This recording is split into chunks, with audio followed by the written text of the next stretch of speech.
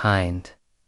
I didn't think saying yes to a weekend hike would change anything between us, but part of me secretly hoped it might.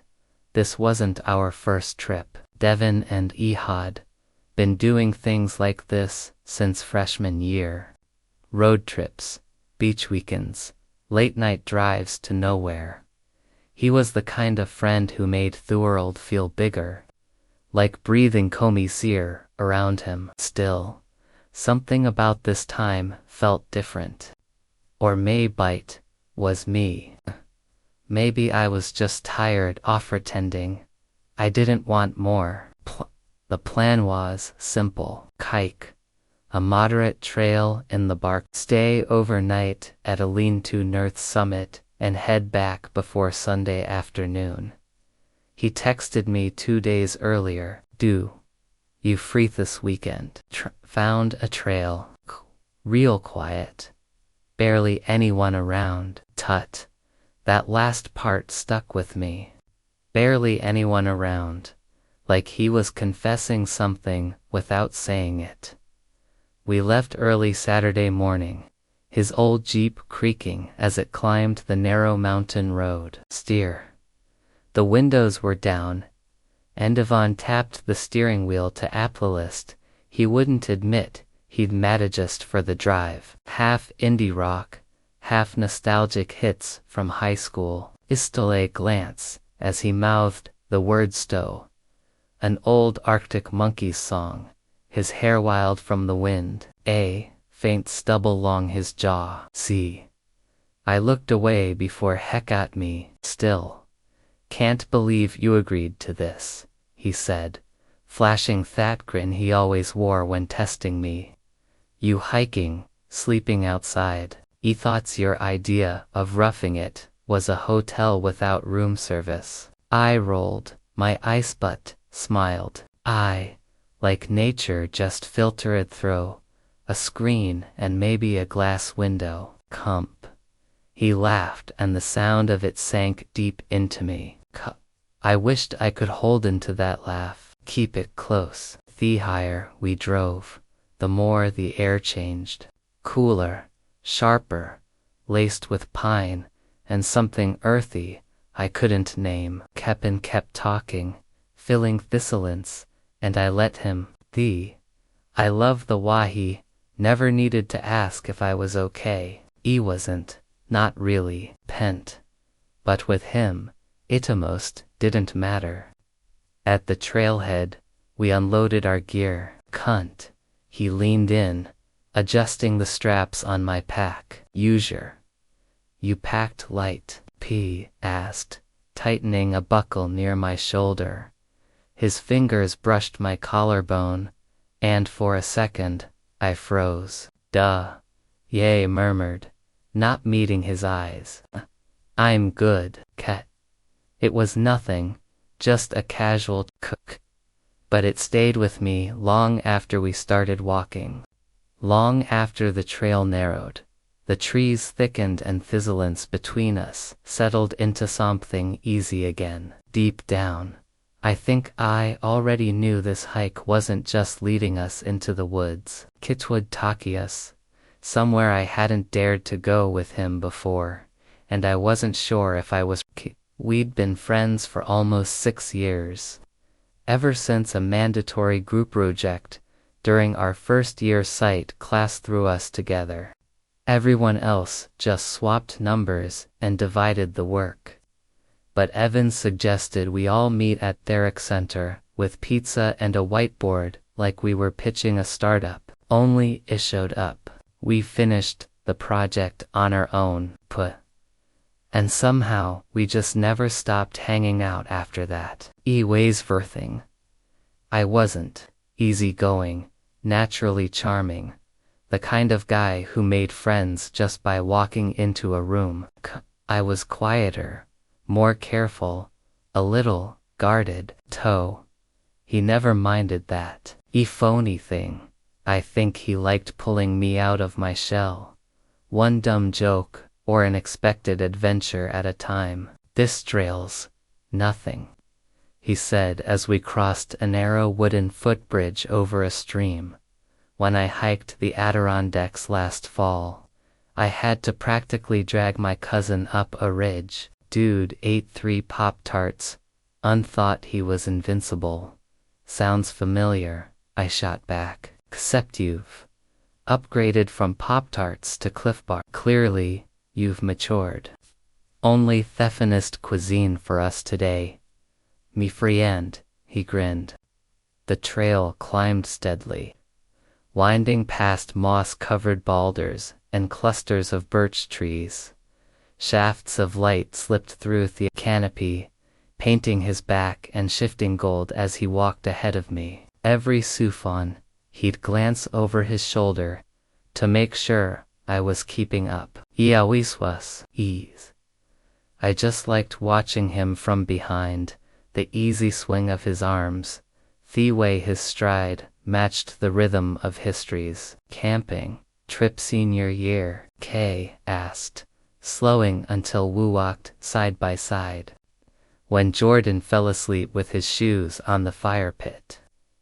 You mean when you dared him to see how close he could get to the coals without burning them? Details, he said, waving it off. It was a bunch. Besides, the guy learned a valuable lesson about rubber soles. There was something effortless about being with him. We'd woven ourselves satably into each other's lives. That space between us felt natural, safe, except when it didn't. Except when he leaned closer to show me something on his phone, and I forgot to breathe. Or when he slung an arm around my shoulders in a group photo and I had to fight not to lean into him. I wasn't sure when I stopped just admiring him and started wishing for more. Maybite had always been there, quietly simmering under every joke, every late-night text. Or maybe I'd just been in. About halfway up the trail, we paused at a small clearing. Evan dropped his pack and stretched arms, rested high, groaning as his shirt lifted just enough to reveal a strip of skin above his waistband. Toned, tan, unfairly Kai looked away, suddenly fascinated by my water bottle. You good? He asked, nudging my boot with this. Yeah, I said, maybe too quickly, just taking it in. He smiled, turning to view. Rolling hills stretched in every direction, the sun lighting the treetops like fire. It's peaceful up here, he murmured. Kind of makes yo forget everything. Kumia? Yeah, I echoed. Softer this time. It does. We hike a Danather, hour before reaching the Leontu, a simple wooden structure tucked near Orridge that overlooked the valley. Rustic but dry. The only issue was obvious this cond. We walked in. One sleeping platform, Evan said, dropping his pack with a thud. Guess we're getting cozy tonight. He said it without hesitation, but my stomach still flipped. Eid brought my sleeping bag. He had his, too, but the platform was tight, meant for close quarters. Maybe 2 people I few didn't mind bumping into each other all night.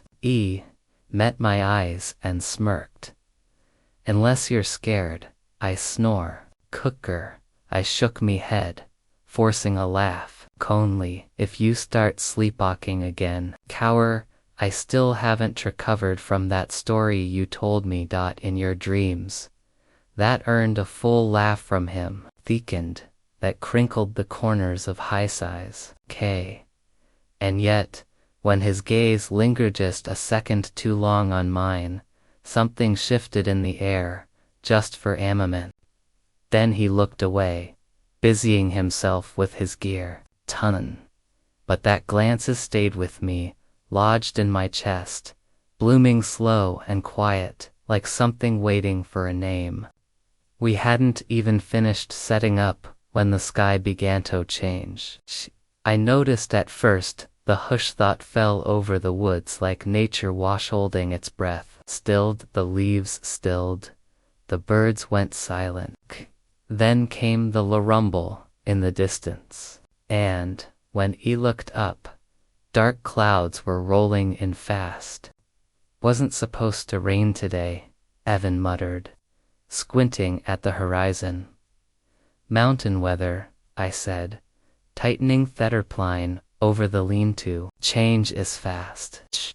We worked quickly, securing the gear under the overhang and moving oar-packs out of reach of the storm. Just as I tied the last knot, the first drops, fat, cold splashes against Miskin. Within seconds, it was a downpour. Rain hammered the wooden roof, turning Thrail into a muddy stream. Well, Evan said, ducking into the shelter, and shaking water from his hair. Guess we're stuck here for a while. The lean-to kept most of the rain off, but the open frontlet in gusts of wind that carried a sharp chill. Ty shivered, rubbing my arms. I sat cross-legged on my sleeping bag. Evan flopped down beside me, stretching out on his side with his head propped up. You, cold, I'm fine. You're lying, he teased. I can see, or goosebumps, from here. Before he could answer, he scooted closer and tossed his sleeping bag over both of us, draping it like a blanket. Warmth spread instantly, not from the fabric, but from the fact that he was now inches away. His shoulder brushed mine. Eek! I could feel the heat of him through our jackets. Hissant, pine sweat, something faintly citrus, wrapped around me like smoke. I stayed perfectly still, trying to focus on anything but the fact that Evan was touching me willingly, comfortably like it was nothing. You always tense up like that when you're cozy with a friend, Coney, he asked, his tone teasing. I'm not tense, I lied. Key smirked, clearly unconvinced. Kerr, you're stiff as Eric. Relax, man. Thought, I don't bite. Thought was the problem. If he did, maybe this would have been easier to handle. Hesh fitted again, lying flat now, one arm tucked behind his head, his other hand rested dangerously close to mine. See close. I could feel the warmth radiating from his fingers. My heart thudded hard in my chest. I couldn't stop thinking about how easy this was for him, how every casual touch unraveled me a little more. I wanted to tell him. I wanted to blurt it all out. How I couldn't stop thinking about the way he smiled or how his voice dipped when he got serious. Or how sometimes I caught myself staring too long when he wasn't looking. But I didn't, because if I said it, everything would change. And I wasn't sure I was brave enough to risk losing him. Instead, I turned slightly toward him. You ever think about stuff like this? I asked quietly. He glanced at me, brow furrowed. Stuff like what? I don't now. Being out here, away from a very thing makes you think about things differently, doesn't it? T was quiet for a moment. Rain drummed steadily on the roof above us. Yeah, he said at last, voice softer now, more thoughtful. It does. Out here, there's no pressure, no one watching, just you. And whatever you've been trying not to think about is wallowed. Exactly. He rolled onto his side to face me, his shed resting on his arm. We were so close now. I could see flecks of green in his hazel eyes. K's searched mine, like he was trying to read something hidden. What have you been trying not to think about? He asked. E looked at him, and for a split second E almost said it. I almost gave in. Use. Every time you touch me like it means something. K. But instead, I whisper at nothing important. He studied me for a beat longer, and E thought maybe, just maybe, he saw through it. Then he reached out and gently flicked my forehead. Liar, Elod. More from nerves than amusement. Takes one to know one. His expression softened and something passed between us. Unspoken, fragile, the kind-of thing that might disappear if we tried too hard to name it. Thunder rolled again. You know, he said, voice low, I used to wonder if you were into me. My breath caught. What? Hesh shrugged, suddenly shy. Done, I mean.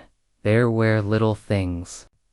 The way you looked at me sometimes.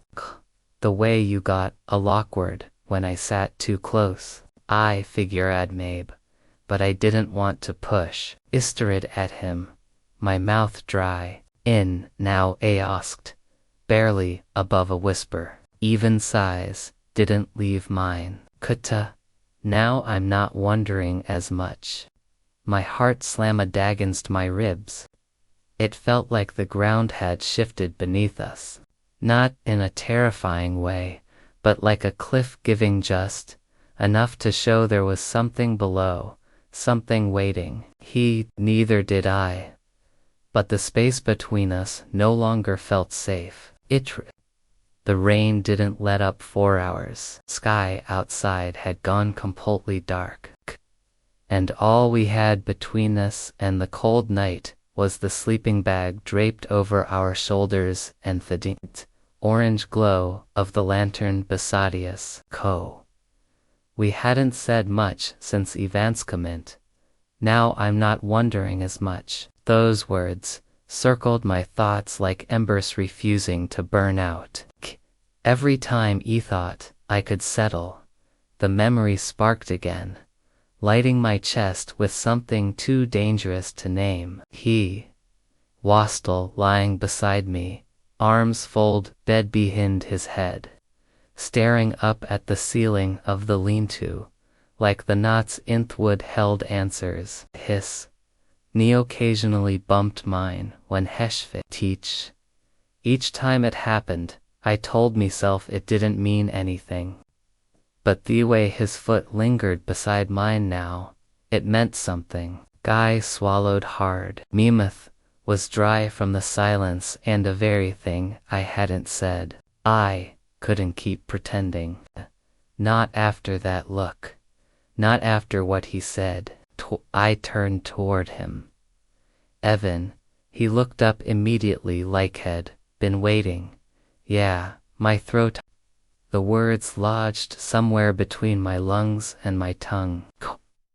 My heart hammered so hard I was sure he could hear it. I've been thinking about what you said. I murmured about you said. Used to wonder if I was into you. Hadn't answer at first. Just held me gazi. Quote. My voice shook, but I forced Eaton. I am. Too. I didn't want to mess up what we have. Di trailed off, hating how fragile I sounded. It's been killing me. Evan sat up slowly, one leg bent, his arms resting on his knee. E didn't interrupt. He just listened. Kai kept going, low but steady. Know what it's like wanting to be close to a man who doesn't know they're pulling you, and every time they laugh or smile or tack your arm like it's nothing. I told myself it would pass. Just a phase, admiration, anything. But it didn't, it just got worse. I looked down, breath shucky. There, I said it. The truth sat between us, raw and exposed. Silence hung like fog. When I dared to look up, Evan's face was unreadable. Not shocked, not angry. Something softer. Why didn't you tell me? Elod. Quietly, hollow. I was scared. Scared of what? He asked. That you'd stop looking at me the same way. That he'd ruined the one thing that made me feel like I belonged. His jaw. He leaned forward, elbows on his knees, bracing himself. I think Iknu, he said, voice low, or part of Meded, but I didn't want to face it. Why not? I pressed. Hesitated. Theno admitted, voice rough. 'Cause I didn't want to question what that said about. I blinked.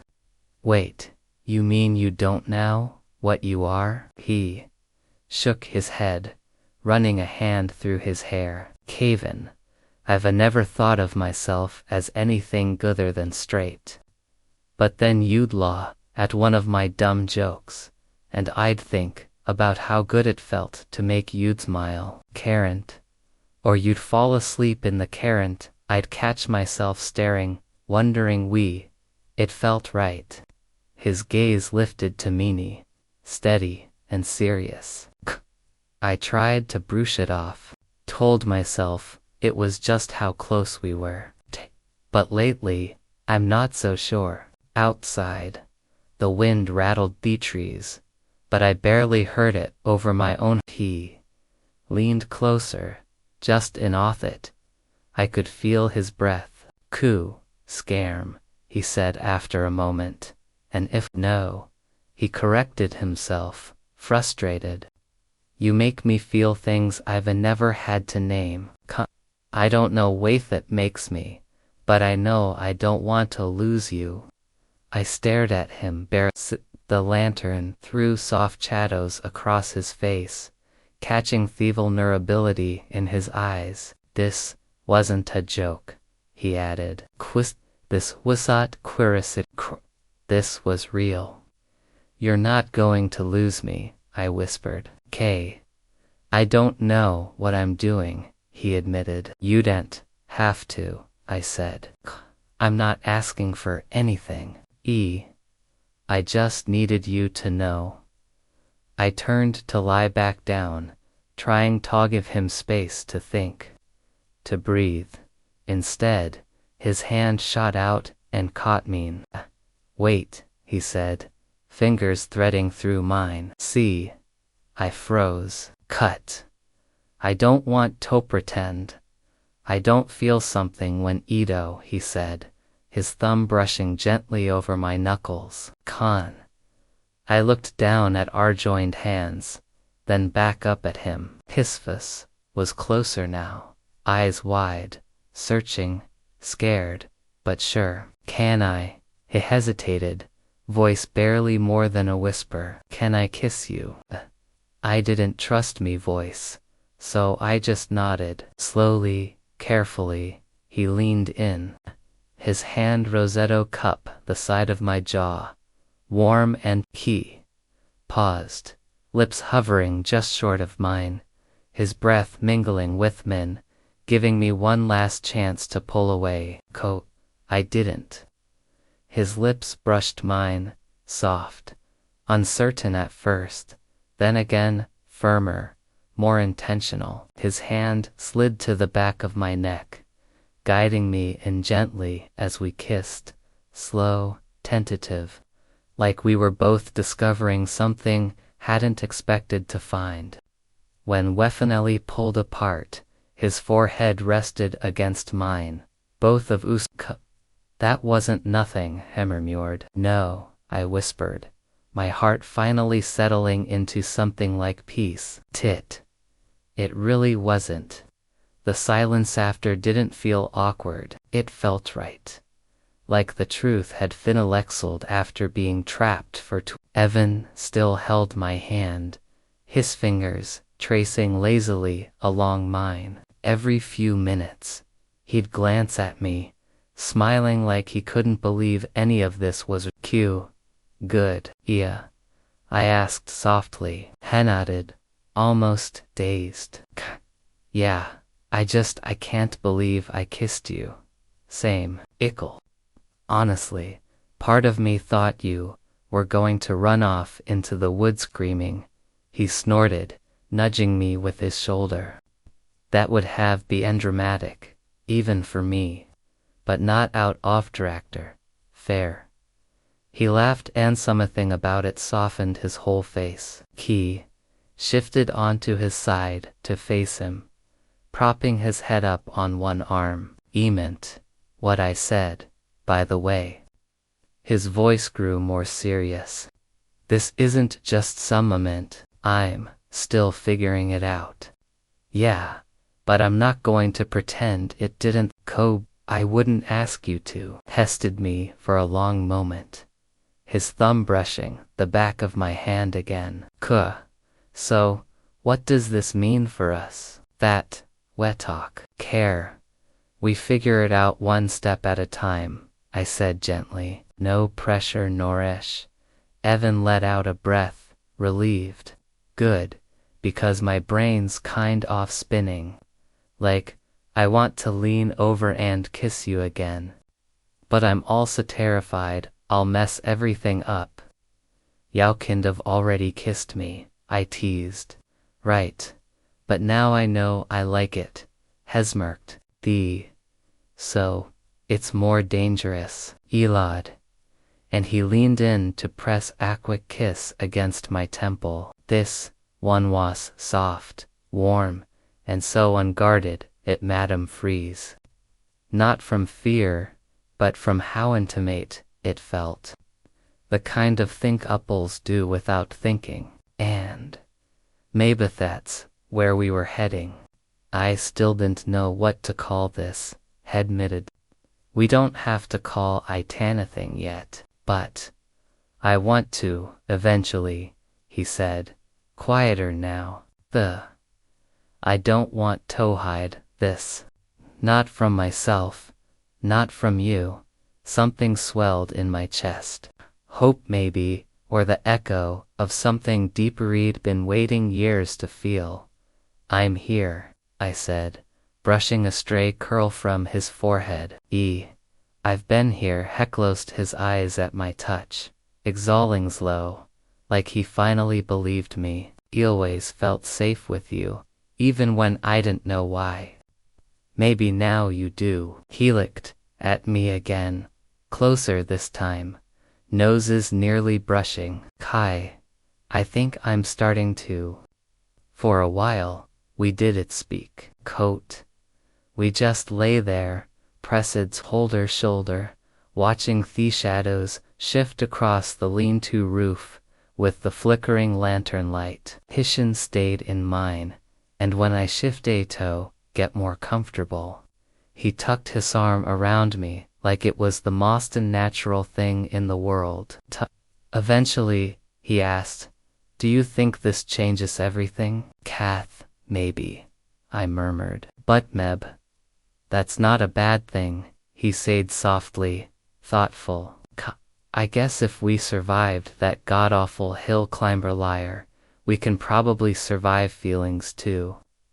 Wow, so romantic. I try, he replied. I turned toward him again, our smiles meeting in the dark. We'll figure it out together. Evan nodded, his eyes lingering on mine.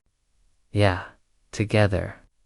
And when he kissed me again, gentle, unhurried, like he wanted to memorize the shape of this new chapter, I let myself believe it wasn't just the end of something old, it was the start of something real.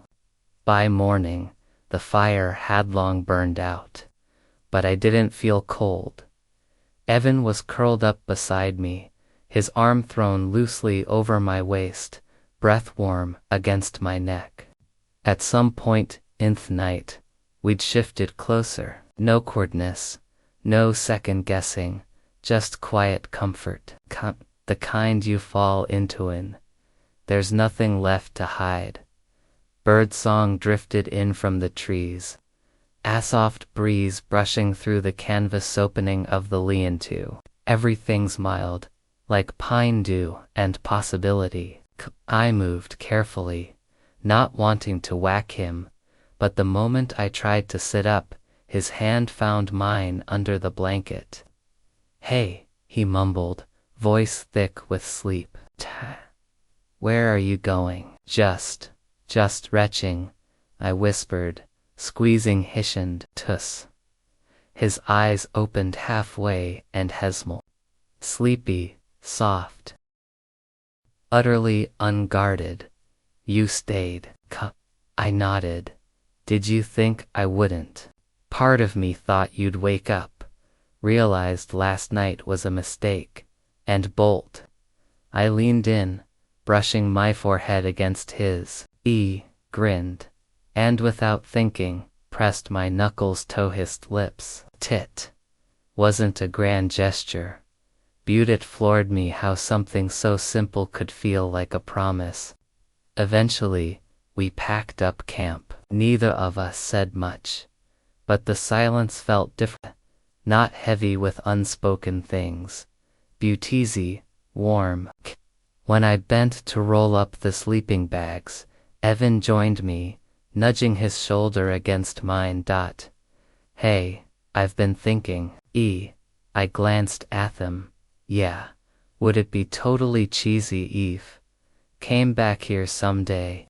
His voice washy, hopeful. "Same spot, you and me." I couldn't help but smile. "Pew planning an anniversary already." He flushed, laughing. "Too soon." Maybe, but I kind of love it." E looked down, that little self-conscious smile tugging at his K. "I know we're just starting whatever this is, but last night felt real, you know, and I want to keep feeling like that with you." I stepped closer, tugging his hoodie string. "Then you will." We made our way down the trail, our packs somehow feeling lighter even if they weren't. The air was crisp, the sun filtering through the trees and golden rays that danced along the path. Somewhere behind us, the lean-to waited in silence, holding the night we first become more than friends. Halfway down the trail, Evan reached for me hand. Just like that. No words, no hesitate. I just let him. Pooh. We didn't say much after that. Just walked, fingers tangled, steps in sync. But every so often, I'd catch him glancing at me from the corner of his eye like Hestel couldn't believe any of this was real. Near the bottom of the hill, he tugged me hand to stop me. "One more thing." It turned curious. Q pulled out his phone, flipped to the selfie camera, and held it between us. "We never got a picture," I said. "You want to document this?" Q's in flannel and 5-day stubble. "Yes," he said, eyes serious. "Because I want to remember it. This exact moment before the world creeps back in." I leaned into him, letting our heads touch. "Then take it." The shutter clicked. Kohi. He looked at the photo for a moment, then smiled and whispered, "New favorite." I didn't need to ask why. I already knew. Kui kept walking, the world slowly opening beyond these trees. There would be questions ahead, doubts, maybe even mistakes. Butas. We stepped into the sunlight hand in hand. I wasn't afraid, because for the first time, we weren't just hiking a trail. We were walking into something new together.